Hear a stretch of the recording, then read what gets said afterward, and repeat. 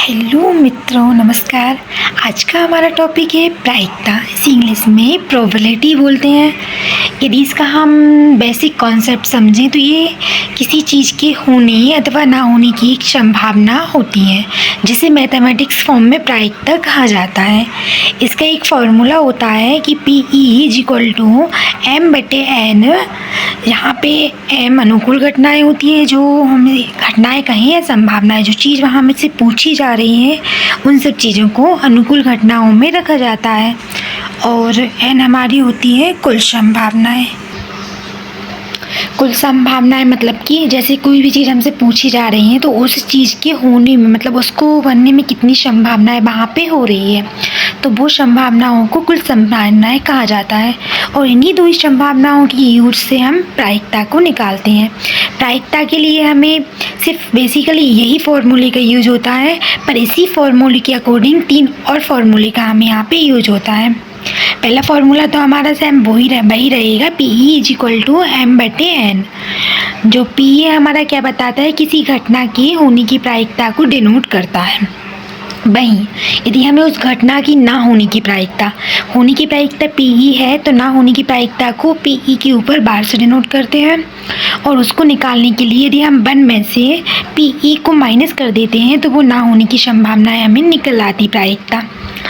ये पूरा का पूरा ये जो कॉन्सेप्ट है, इसी से एक फॉर्मूला और बन के आता है कि Pe + Pe बार = 1। मतलब किसी चीज़ के होने की संभावना और ना होने की संभावना यदि दोनों को हमें योग कर दें तो वो हमारी 1 के इक्वल आता है। और इसी का एक फॉर्मूला और होता है कि जो हमारी जो प्रायिकता होती है वो 0 और 1 के बीच में होती है। कोई भी संभावना 0 से छोटी नहीं हो सकती और कोई भी संभावना 1 से बड़ी भी नहीं हो सकती। या तो वो 0 के इक्वल होगी, या 0 से बड़ी होगी, या 1 के इक्वल होगी, या 1 से छोटी होगी। हमारी जो संभावनाएं रहती है वो 0 और 1 के ऊपर ही होती है। अब हम इसको समझते हैं कुछ क्वेश्चंस को सॉल्व करके। जैसे कि हमने कोई एक सिक्के की बात करें, हमारे पास सिक्का होता है तो उसमें 2 ही कंडीशंस बनती है, या तो वो सिक्के में हेड आता है या टेल आता है। तो वहाँ पे यदि हम बात करते हैं सिक्के की, जैसे कि अभी क्रिकेट मैच होते हैं, जो भी कुछ होता है, तो वहाँ पे सिक्के का यूज बहुत होता है। तो हम जैसे सिक्के की बात कर रहे हैं तो हमें से पूछा गया है एक सिक्का उछालने पर हेड आने की क्या प्रायिकता होगी। तो इस प्रायिकता को हम निकालते हैं। सबसे पहले हम फॉर्मूला लिखेंगे कि फॉर्मूला हमारा क्या है, Pe/m/n, जहाँ पे m हमारी अनुकूल घटनाएं थी और n हमारी क्या था, कुल परिणाम था। तब हमसे बोला गया कि सिक्का उछालने पर संभावित परिणाम। तो सिक्का ऊपर उछालेंगे तो या तो हो सकता है कि हमारे पास हेड आए, या ऐसा हो सकता है कि टेल आएगा तो इन्हीं दोनों में से ना, इसके अतिरिक्त तो सिक्के में कुछ आता नहीं है। तो ये हमारे कुल परिणाम में बात करें तो वो हमारे हो जाएंगे यहाँ पे 2। सिमिलरली यदि हम उसके अनुकूल परिणाम, अनुकूल उनको बोलते हैं जो चीज़ हमसे यहाँ पे पूछी गई है। हमसे पूछा गया है हेड आने की प्रायिकता, तो जो हेड वाले जितनी भी टर्न होगी वो अनुकूल घटनाओं में आ जाएगी। तो हमारे अनुकूल परिणाम में आ जाएगा हेड आने की संभावना। तो हम जब सिक्का एक बार उछाल रहे हैं तो एक बार में हमारे पास एक ही हेड आ सकता है। ऐसा तो नहीं कि हम सिक्का एक ही बार उछालें और हमारे पास 2 बार हेड आ जाए, ऐसा पॉसिबल ही नहीं है। तो हमारे पास क्या, एक बार हेड आएगा। तो ये हमारी 1 हो जाएगी, मतलब n हमारे पास 2 आ गया और m 1 आ गया।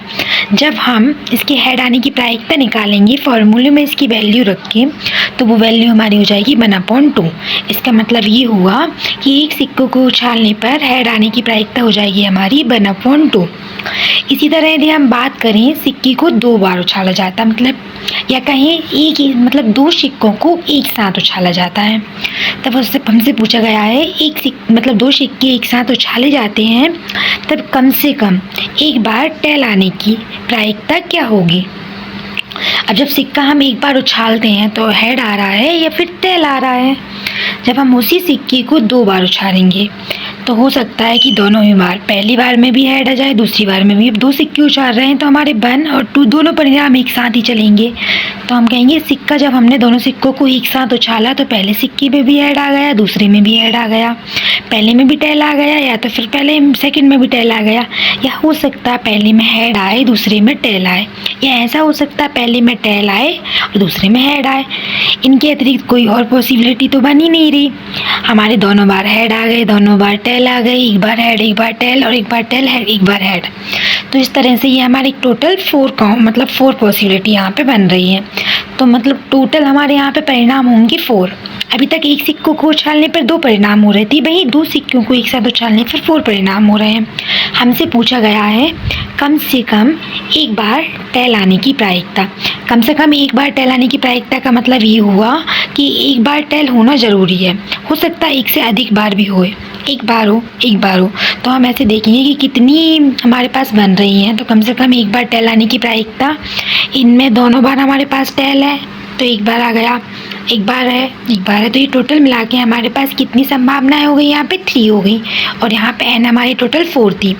इन दोनों की हेल्प से जब हम प्रायिकता निकालेंगे तो वो हमारी हो जाएगी 3/4। मतलब कि जब हम 2 सिक्के एक साथ उछालते हैं तो उस कंडीशन में कम से कम एक बार टेल आए, टेल होना ही चाहिए एक बार, उसकी प्रायिकता हमें निकाली। तो उसके लिए हमने क्या किया, सबसे पहले तो सारे परिणाम एक साथ देख लिए, फिर उसके बाद जो परिणाम हमसे पूछे गए हैं उन परिणामों को देखा। तब उसके बाद जब प्रायिकता का फॉर्मूले में हमने उसका यूज किया, अब जो अनुकूल परिणाम है उनको ऊपर रखा और टोटल परिणाम को नीचे लिख दिया। तो ये हमारी क्या बन गई, प्रायिकता बन गई। अब ये तो हुई 2 सिक्कों की, मतलब 2 सिक्के उछालने की बात। कई बार कॉम्पिटिटिव एग्ज़ाम में 2 या 3 सिक्के की बात नहीं की जाती, कई बार हमसे इससे अधिक सिक्के की बात कर ली जाती है। से 4 सिक्के की बात कर ली, उन्होंने बोल दिया कि 4 सिक्के को हम एक साथ उछालते हैं। अब 4 सिक्के को हम एक साथ उछालेंगे तो हमारे पास 4 संभावनाएं बन के आएगी ना। तो अब ऐसा तो नहीं कि हम इन सबको अलग अलग लिखेंगे कि एक बार चारों बार हेड आ जाए, चारों बार टेल आ जाए, या 2 बार हेड आए, 2 बार टेल आए। इस तरीके से हम लिखेंगे तो हमें काफ़ी टाइम लगेगा। तो इस चीज़ को बस नॉर्मली एक फार्मूले की यूज़ से निकाला जा सकता है। अब आइए हम आपको वो फार्मूले बता।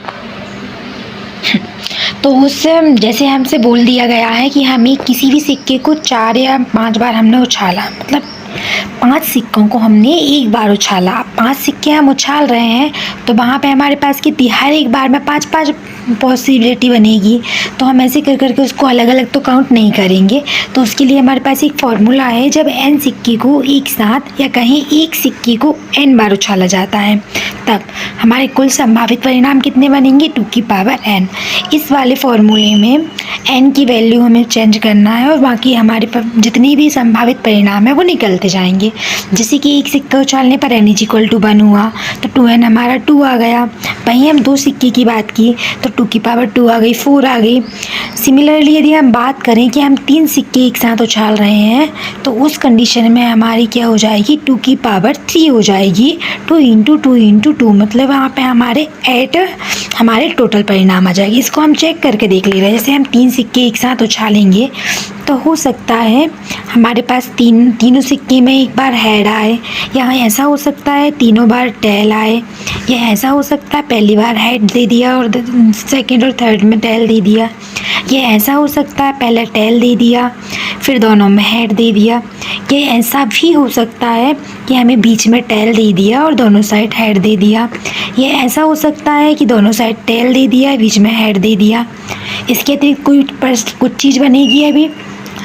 हाँ, यह ऐसा हो सकता है पहले हमारे पास हेड दे दिया फिर यहाँ पे टेल दे दिया, और दूसरी बार में यहाँ टेल दे दिया, यहाँ टेल दिया या हेड दे दिया। अब ये हमारे पास टोटल बनेंगे, तीनों बार हेड, तीनों बार टेल। पहले सिक्के पर हेड आ गया, दूसरे तीसरे पर टेल आ गया, पहले पे टेल दूसरे तीसरे में हेड, पहले पे हेड दूसरे पे टेल तीसरे पे हेड। इस तरीके से ये संभावना, अब इसको हम काउंट करेंगे 1 2 3 4 5 6 7 8, तो बन गई ना हमारी 8 संभावनाएं। अब ऐसा हम करेंगे तो हमारा टाइम अधिक लगेगा, तो इसलिए हम इस फॉर्मूले में सिर्फ n की वैल्यू पुट करके हम इस चीज़ को निकाल सकते हैं। ये हमारे टोटल संभावनाएं होती हैं। अब हम अभी तक हमने सिक्के के सवाल सॉल्व किए थे, अब हम करते हैं पासे के। जैसे कि हम पासा चौपड़ खेलते हैं तो पासे का यूज हम अधिकतर होता है वहाँ पे, तो उसमें 6 फलक होती हैं।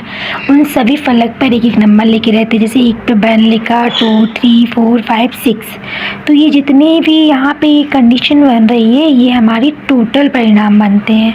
तो n = हमारा क्या आ जाता है 6। अब हमसे पूछा गया है एक पासा फेंका जाता है तब सम संख्या आने की प्रायिकता बताइए। तो वहाँ पे हमारे पास टोटल 6 घटनाएं हैं, तो हमारा एन इक्वल टू हो जाएगा 6। कौन कौन सी 1 2 3 4 5 6 तक की घटनाएं। हमसे पूछा गया है सम संख्याएं बताइए। तो सबसे पहले हम इन सभी संख्या में सम संख्या कौन कौन सी है इवन नंबर देखते हैं। तो हमारी सम संख्याएं हैं 2 4 6। तो हमारे पास कितनी हो जाती हैं, 3 हो जाती हैं। तो इसकी हेल्प फार्मूले की हेल्प से हम यहाँ पे यूज करेंगे तो 3/6। तो हम 3 1 3 1 2, तो ये 6 हो जाएगा। पासी के पॉसिबल केस के लिए भी एक फार्मूले का यूज होता है, जैसे सिक्के के लिए हम 2 की power n t, similarly Pasi के लिए 6 की पावर n का यूज करते हैं, जहाँ n equal to 1 2 3 up to होता है। इस तरह से हम पासा और सिक्के से रिलेटेड क्वेश्चंस को आसानी से सॉल्व कर सकते हैं।